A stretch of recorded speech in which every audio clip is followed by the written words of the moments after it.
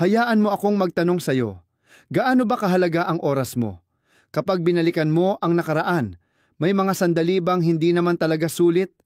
Ang totoo, bawat sandali sa buhay ay mahalaga at lahat tayo ay may tig 24 na oras lang bawat araw para mabuhay. Ang oras ay lumilipas at hindi na muling bumabalik. At bawat desisyon na ginagawa natin kung paano gagamitin ang oras na yon, naaapektuhan lahat ng aspeto ng buhay natin. Kung lagi mong iniintindi ang buhay ng ibang tao, kung palagi kang nag-aalala sa mga problema ng mga nasa paligid mo, napapalampas mo ang pagkakataong mapaunlad ang sarili mo. Sinasayang mo ang pinakapresyong pag-aari mo, ang oras.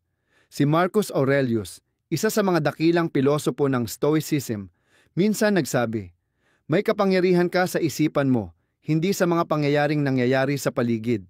Pag natutunan mo to, makakahanap ka ng tunay na lakas." Ibig sabihin, sarili mo lang ang kaya mong kontrolin, hindi ang mundo sa paligid mo. Kaya, bakit ka mag-aalala sa mga bagay na wala ka namang kontrol kung pwede mong simulan ang mas mabuting buhay mula sa sarili mo?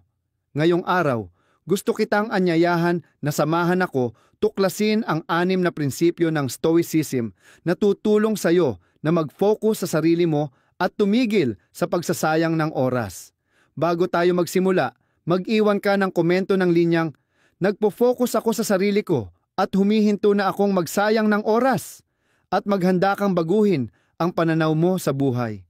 Una, ang panganib ng paghahambing. May katotohanan.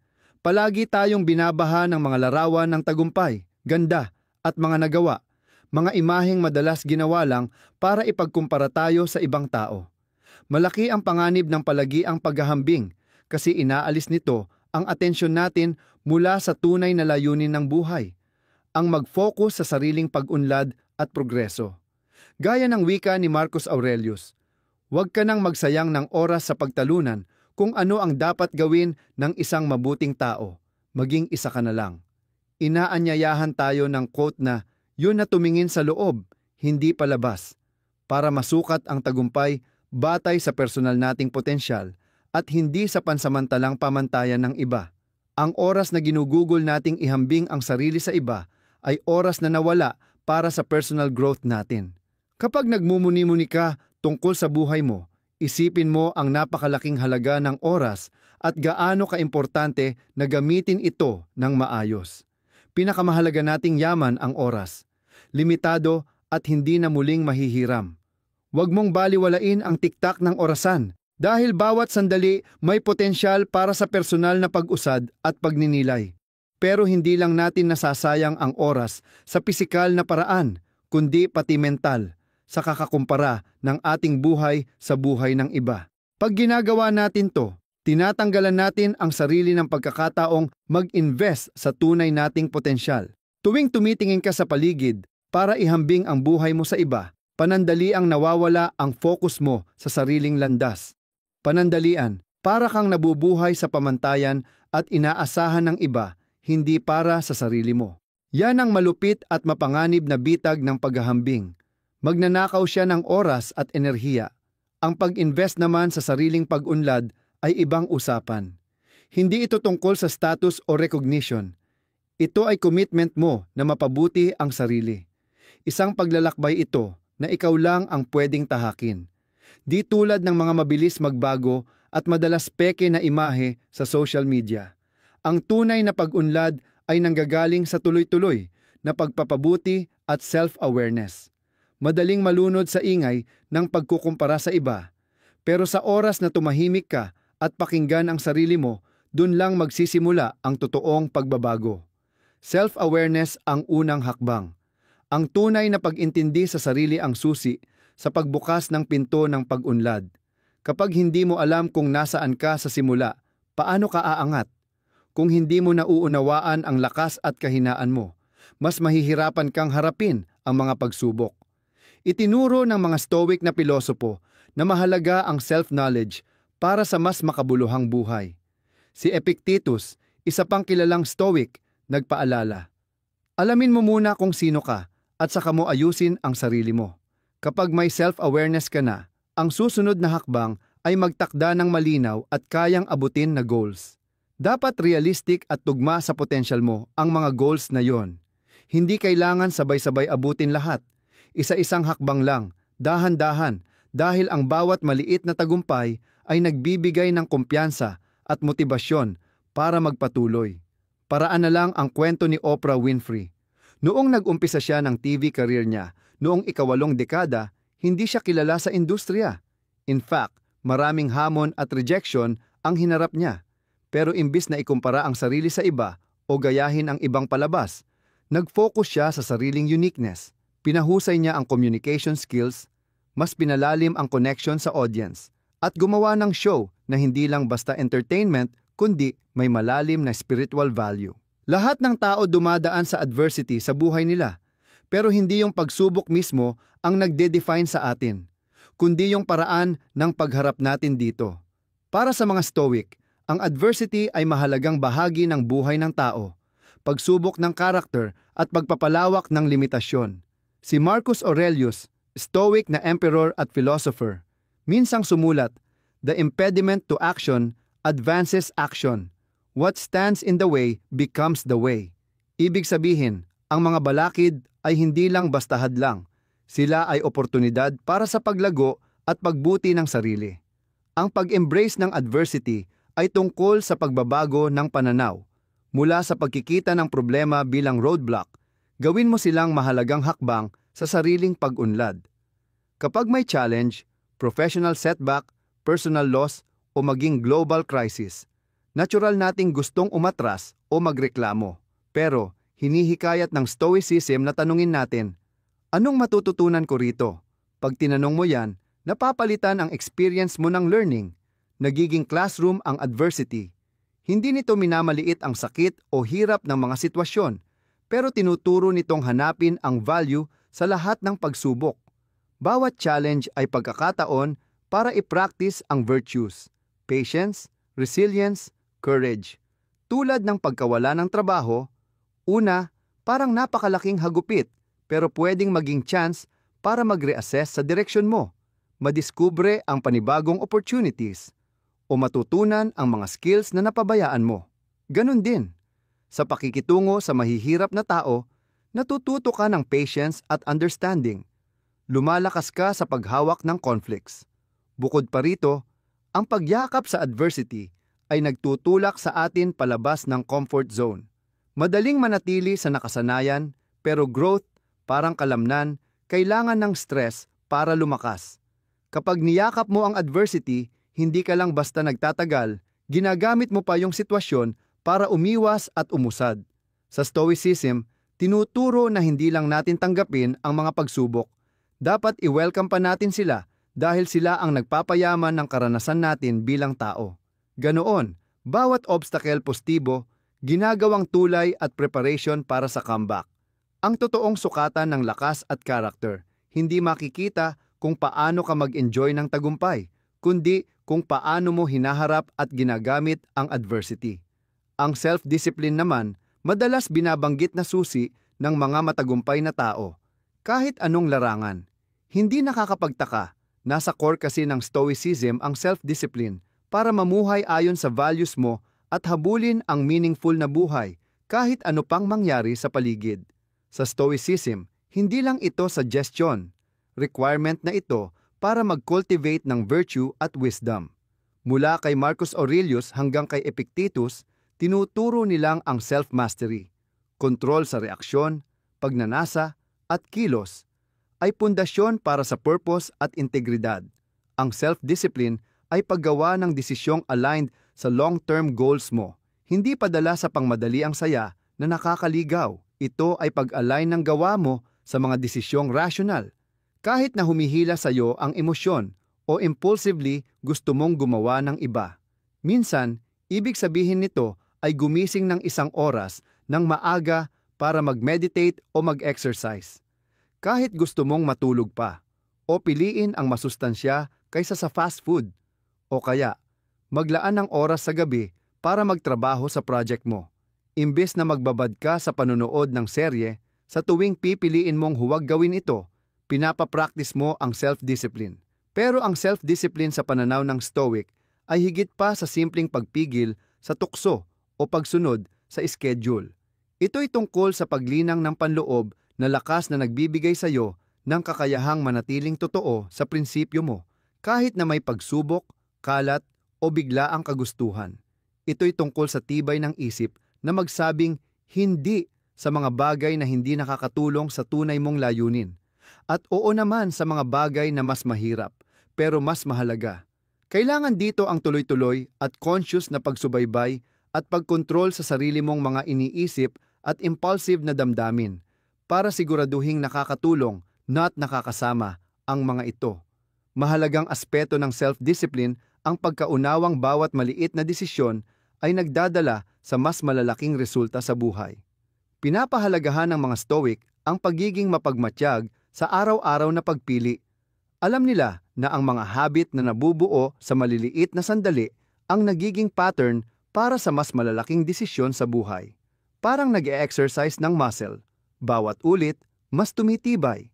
Ganon din, bawat pagkakataong pinipili mo ang mas mahirap na tama kaysa sa madaling mali, napapalakas mo ang willpower at kakayahan mong mag-self-discipline lalo na pag humaharap sa mas mahirap na sitwasyon. Bukod dito, ang self-discipline ay hindi lang tungkol sa pagkontrol ng mga gawa mo, kundi pati na rin ang pag-regulate ng emosyon at iniisip. Kabilang dito ang pagkilala ng mga negatibong thinking patterns at aktibong pagpalit sa kanila ng mas constructive na pananaw. Napakahalaga nitong mental part kasi ang iniisip mo ang nagdudulot ng emosyon at aksyon. Kapag nakuha mong kontrolin ang source, ang thoughts mo, malaki ang nababago sa reaksyon mo emotionally at behaviorally. Umaabot din ang practice ng self-discipline sa paggamit ng oras natin. Alam ng mga Stoic na limitado lang ang oras at dapat gamitin ito ng matalino. Hindi nasasayang sa walang kwentang activities o walang saysay na pag-aalala. Dahil dito, hindi lang tool para sa personal growth ang self-discipline, kundi isang philosophical na paninindigan sa ethical na paggamit ng sariling buhay at oras. Ang self-discipline ayon sa Stoicism ay hindi tungkol sa pagpapahirap sa sarili ng basta-basta lang. Ito'y pagkuha ng buhay na aligned sa values at goals mo. Minsan mahirap sa simula, pero sa long run dito, galing ang totoong satisfaction, integridad, at fulfillment. Dahil sa self-discipline, hindi lang gumaganda ang buhay natin, kundi nadidevelop din ang tibay na kailangan para harapin ang anumang hamon ng may grace at composure. Sa ganitong klase ng disiplina, kapag may pagsubok, kaya natin silang harapin sama-samang hindi bilang biktima ng pagkakataon, pero bilang aktibo at empowered na gumagawa ng sariling landas. Higit pa sa goal o pangarap ang visyon. Ito yung malalim na pagkaunawa sa posibleng maabot mo, kahit anong sitwasyon mo ngayon. Patok ito sa Stoic philosophy na nagtuturo na may mga bagay kang makokontrol at may bagay na hindi, at dapat sa mga pwede mo lang kontrolin ilaan ang effort mo. Alam ng mga Stoic na kahit hindi natin hawak ang external na pangyayari, kontrolado pa rin natin ang mga sagot at reaksyon natin, at mapapanatiling buo ang vision mo kahit may pressures sa paligid. Ang pagkakaroon ng vision na lampas sa kasalukuyang sitwasyon ay nangangahulugang tiwala sa mas malayong aspirations. Parang giya ito na humahawak sa iyo para hindi ka maligaw sa gitna ng mga inis o disappointments. Para sa mga Stoic, tungkol ito sa pamumuhay ng aligned sa virtue at reason, pagpupursigi ng personal excellence kahit anumang sitwasyon. Para sa atin, pwedeng ito ay tungkol sa pagset ng personal benchmarks at goals na totoo sa values. Hindi lang dahil sa dikta ng society o pansamantalang gusto. Ang maintenance ng vision ay nangangailangan ng clarity at commitment. Ang clarity ay malinaw na pag-unawa sa gusto mong marating, bakit ito mahalaga, at paano mararating ito. Pwedeng career goals, healthier habits, o relationships na nagpo-promote ng mutual growth. Commitment naman ay paninindigang magpatuloy kahit may pagkaabala, hadlang, o pagbagal ng takbo. Kailangan dito ang resilience at flexibility, yung kakayahang mag-adjust ng plano pero hindi nawawala sa bigger goal. Bukod pa rito, ang pagkakaroon ng vision na lampas sa sitwasyon ay nangangahulugan din ng handang tumayo mag-isa minsan. Kadalasan, Nakaengkwentro rin ng Stoic philosophers ang mga di sumasang-ayon o tumutuligsa sa kanila. Sa atin, kapag sumuway ka sa nakagawian para sa vision mo, pwedeng makaranas ka ng pangungutya o pag-iisa. Dito mahalaga ang Stoic practice ng emotional resilience. Yung nakakayanan mong manatiling steady kahit anong opinyon o criticism ng iba dahil malinaw sa iyo ang inner compass mo. Hindi lang pananggalang sa pangit na panahon ang ganitong approach. Pinapaganda rin nito ang magagandang araw dahil nagdadagdag ito ng sense of purpose at direction. Bawat hakbang papunta sa vision mo, nadaragdagan ang lalim at saysay ng araw-araw na buhay. Kahit pa ang simpleng gawain, nagkakakulay. Match na match ito sa Stoic ideal ng purposeful living, kung saan bawat aksyon ay bahagi ng mas malaking narrative ng personal growth at ambag sa kabutihan. Sa praktikal na aspeto, ang pag-cultivate ng vision na lampas sa kasalukuyan ay nangangailangan ng regular na pagninilay at self-assessment. Kailangan mo laging tingnan kung tugma pa rin ang goals mo sa values mo at handang baguhin habang lumalago ka. Kabilang din dito ang pagpapalago ng perseverance at flexibility, yung tuloy-tuloy kang gumagalaw kahit parang ang bagal o di mo pakita ang bunga. Ang vision mo ang roadmap mo sa buhay. Higit pa ito sa listahan ng goals. Manifestation ito ng values, pangarap at character mo. Kapag aligned ang araw-araw mong mga aksyon sa mas malawak na vision na ito, kahit anong hamon ang dumating, sigurado kang nabubuo mo ang buhay na may saysay at layunin. Ang Stoic approach, hindi lang para malagpasan ang hirap, kundi makapag-thrive ka, magamit ang bawat hadlang bilang tulay sa tunay na potential mo. Hindi lang ito simpleng pag-survive ng difficult times, kundi paggamit ng mga ito para lalo kang tumibay at lumago. Sentro ng Stoicism ang ideyang ito. Ang mga hadlang, oportunidad yan in disguise. Naniniwala ang mga Stoic na nabubuo ang karakter at lakas natin hindi sa mga panahong madali, kundi sa mga pagsubok na nalalagpasan. Dahil dito, inaanyayahan tayo ng pananaw na ito na hindi lang magtiis, kundi mag-benefit at umangat pa sa gitna ng hirap.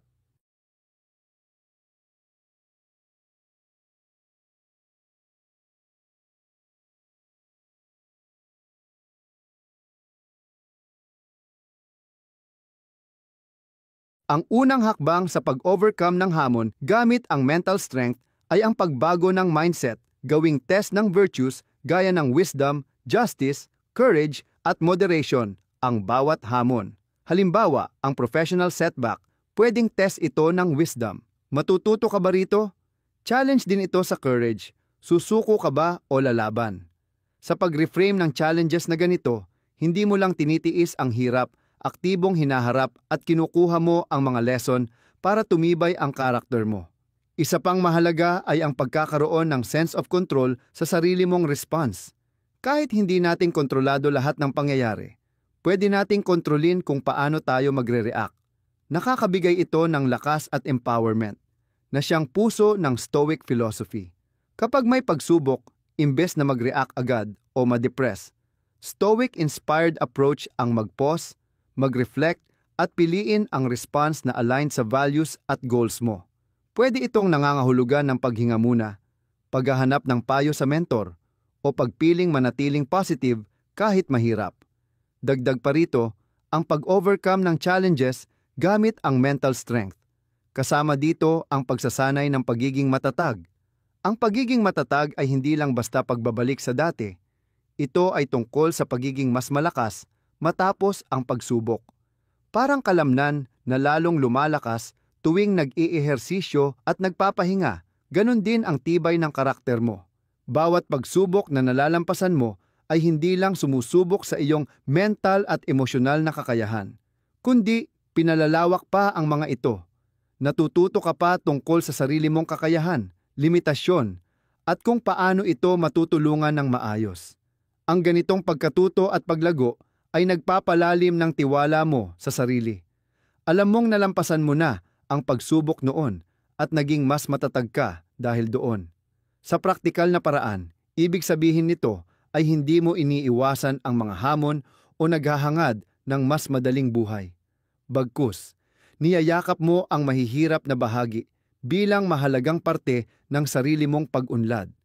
Ginagawa mo ito sa pamamagitan ng matibay na desisyon na tumagal kapag may pagsubok, gamit ang prinsipyo ng Stoicism bilang gabay.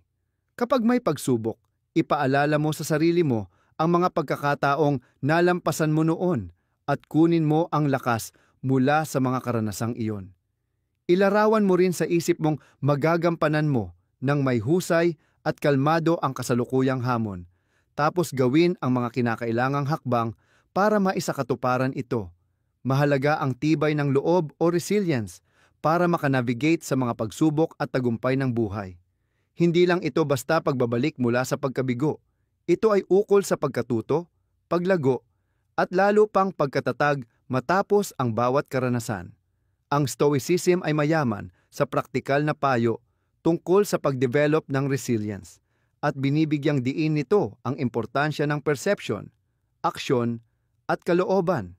Tinuturo ng mga Stoic na hindi ang mga pangyayari mismo ang nagbibigay sa atin ng stress, kundi ang paghusga natin sa mga ito. Ang insight na ito ang pundasyon sa paghubog ng tibay ng loob. Bilang panimula, isang praktikal na tip para sa pagtibay ay ang mag-practice ng reframing o pagsasaayos ng pananaw. Kapag may pagsubok, subukang tingnan ito bilang pagkakataon para matuto at lumakas. Tanungin mo ang iyong sarili, ano ang matututunan ko rito? O paano ako magiging mas matatag dahil dito? Hindi ibig sabihin nito na baliwalain ang nararamdaman mo o magpanggap na okay lang ang lahat. Sa halip, tanggapin mo ang damdamin mo at piliing mag-focus sa mga bagay na kaya mong kontrolin at makakatulong sa iyong paglago. Isa pang mahalagang stratehiya ay ang pagpapanatili ng routine na nakatutulong sa iyong mental at physical health. Malaki ang paniniwala ng mga Stoic sa pamumuhay ng harmonya kasama ang kalikasan. Kabilang dito ang pag-aalaga sa katawan at isip, regular na ehersisyo, balanseng pagkain, at sapat na tulog ay hindi lang mabuti para sa katawan, kundi nagpapalakas din ng psychological resilience sa pamamagitan ng pagbawas ng stress, pagpapaganda ng mood, at dagdag na energy. Bukod dito, maaari ring magsama ng araw-araw o lingguhang gawain tulad ng pagme-meditate, pagsusulat sa journal, o pagbabasa ng filosofiya para manatiling kalmado at nakapokus ang isip. Handa sa anumang pagsubok. Dagdag pa rito, kasama sa pagpapatatag ng loob ang pagtatakda ng malinaw at maabot na mga goal o layunin. Ang ganitong gawain ay nakakatulong magbigay ng motibasyon at direksyon kahit may mga hadlang. Ang mga goal ay nagiging gabay sa panahon ng kalituhan at pinaghihiwa-hiwalay ang malalaking pagsubok sa mas kaya mong hakbang. Mas madali mo tuloy makita ang progress at mapanatili ang pag-asa.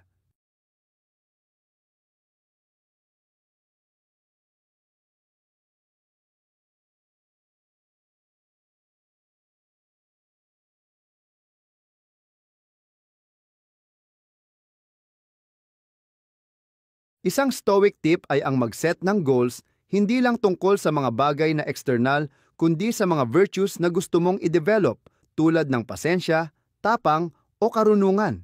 Sa ganitong paraan, makakasiguro kang nakatuon ang mga goal mo sa personal na paglago at bagay na kaya mong kontrolin. Mahalaga rin ang pagkakaroon ng suporta mula sa komunidad para sa pagpapatatag ng loob. Itinuturo ng Stoicism ang kahalagahan ng mutual support at empathy sa loob ng komunidad. Paligiran mo ang sarili mo ng mga tao na nagbibigay ng lakas at suporta at makakatulong magbigay ng payo o ibang perspektiba kapag ikaw ay nahihirapan. Ang network na ito ang magsisilbing lakas at paalala na hindi ka nag-iisa sa journey mo. Ang pagbabahagi ng karanasan mo at pakikinig sa kwento ng iba ay pwedeng magbigay ng comfort, bagong kaalaman, at mga estratehiya kung paano haharapin ang hamon ng buhay. Sa huli, napakabisa ng pagpapractice ng gratitude o pasasalamat para sa tibay ng loob. Kapag nag-focus ka sa mga bagay na pinasasalamatan mo, nababawasan ang atensyon mo sa mga kulang o mga mali. Malaki ang epekto nito sa estado ng pag-iisip mo. nababawasan ang anxiety at depression, at mas na-enjoy mo ang buhay. Araw-araw, maglaan ng oras para mag-reflect sa ilang bagay na pinasasalamatan mo. Maaring ito ay maaraw na panahon, isang kaibigan o leksyon mula sa huling pagsubok. Ang habit na ito ay tugma sa Stoic practice. Hikayatin mong pahalagahan at pasalamatan ang magagandang bagay sa buhay kahit mahirap ang sitwasyon. Salamat sa pagsama mo today. Tandaan, bawat hamon ay hindi lang hadlang, kundi daan papunta sa mas malalim na lakas at karunungan. Patuloy kang sumama sa amin sa landas na ito. Palaguin pa natin ang isang buhay na may tibay at virtues. Huwag mong kalimutang tingnan ang mga suggested videos sa screen mo para mas mapalalim ang pag-unawa at pagsasabuhay ng mga prinsipyo ng Stoicism. Magkasama natin kayang gawing oportunidad ang bawat problema at excited ako na maipagpatuloy pa natin ang journey na ito.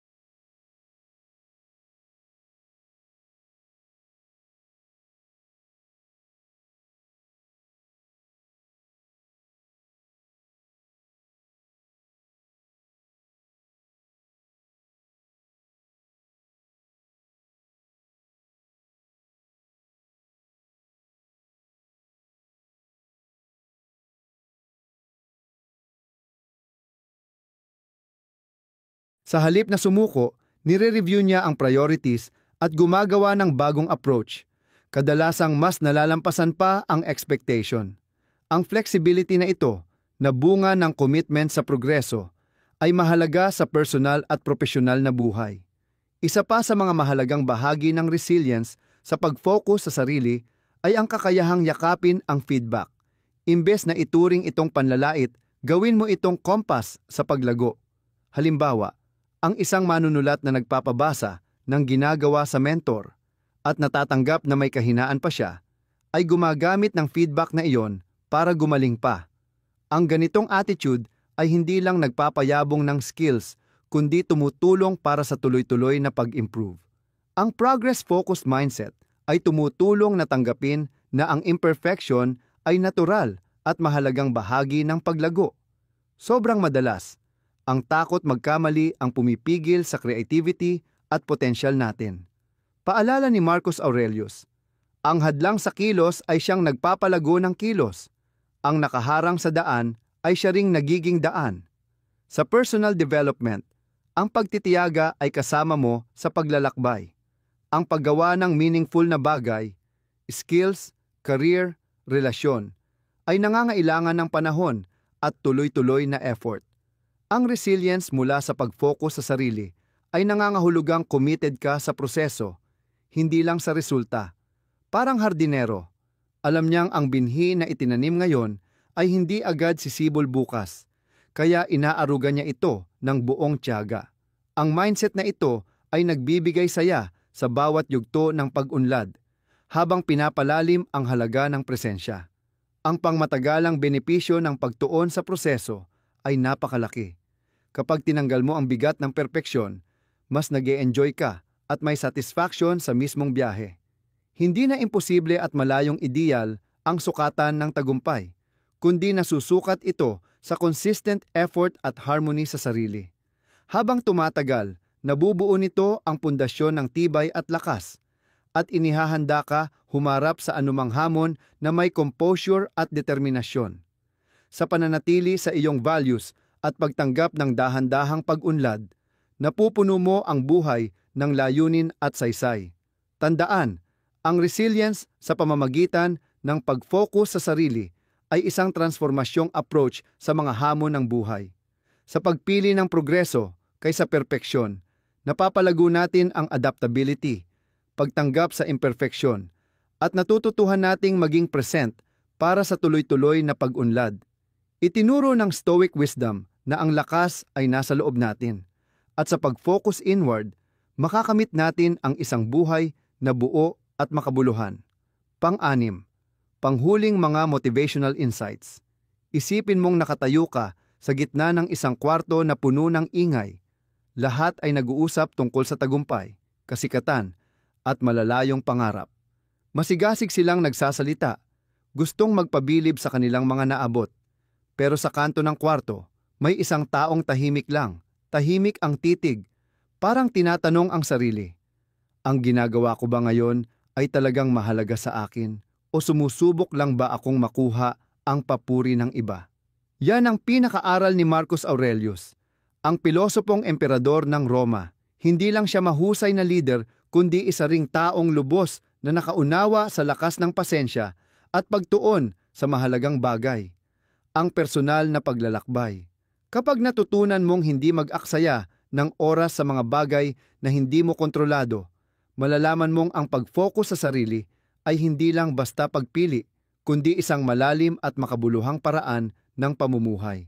Araw-araw, daan-daang desisyon ang ginagawa mo. Maliliit na choices na, kahit tila walang halaga, ay bumubuo kung sino ka. Mula sa kung paano ka tumugon sa hamon hanggang sa anong paraan mo ginugugol ang oras mo.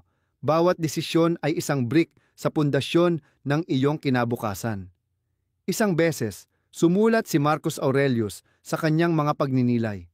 Ang buhay natin ay kung ano ang iniisip natin. Hindi lang nito pinaaalala sa iyo ang kapangyarihan mong magkontrol, kundi pinapatunayan din na ang pagtutok sa personal mong paglalakbay ang totoong paraan para parangalan ang sarili mo. Kapag nakatuon ka sa mga bagay na tunay na mahalaga para sa iyo, hindi ka lang basta nabubuhay ka ng may layunin. Ang pag-commit sa mga pangarap mo ay hindi lang basta aksyon. Isa itong tahimik na deklarasyon na karapat-dapat ang mga layunin mo. Pero para magawa ito, kailangan mo ng matatag na mindset.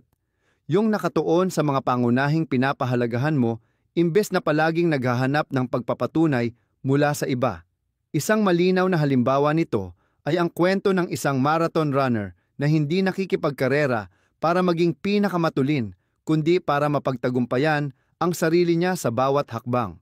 Hindi siya tumitingin sa tabing runner o iniintindi ang sasabihin ng iba. Nakafocus lang siya sa paghinga at mga yabag niya. Sa huli, hindi lang niya tinatapos ang karera, kundi nararanasan din niya ang lalim ng ibig sabihin ng commitment, katotohanan sa gawa at dignidad ng kalooban. Para makapokus ka sa sarili mong landas, kailangan mo ng tapang harapin ang mga hamon. Puno ang buhay ng mga balakid, mula sa paghusga at pagkabigo hanggang sa mga tukso na gustong-gusto mong sumuko.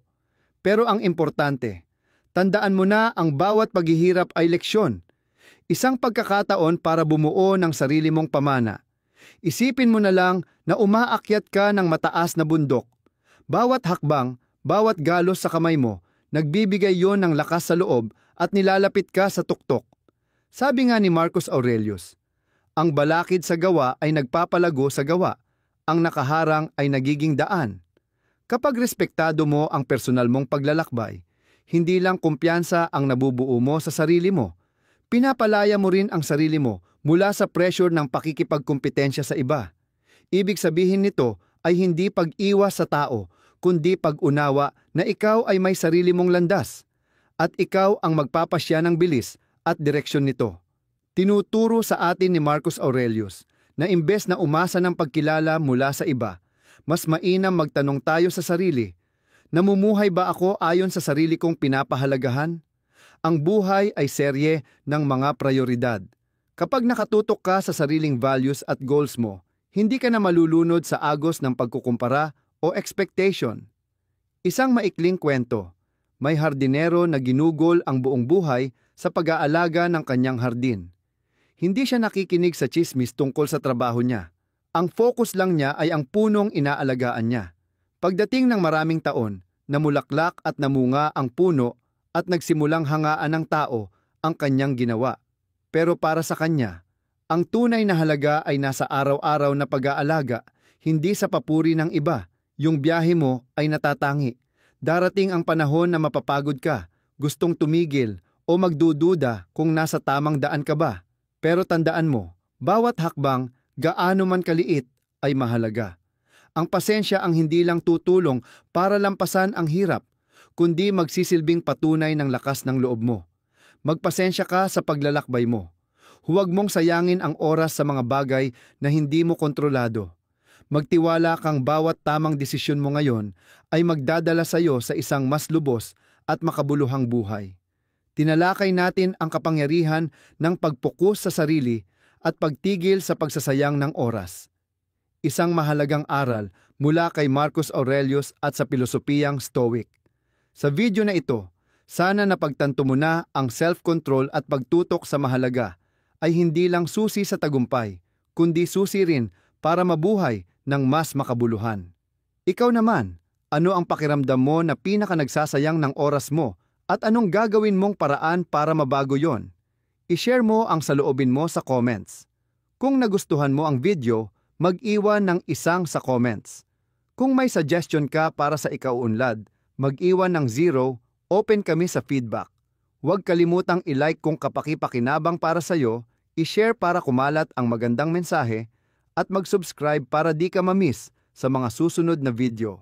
May bagong video na lalabas sa ibaba ng screen, huwag mahiyang i-click para magpatuloy sa pagbubuo ng lakas ng loob at maghanap ng inspirasyon.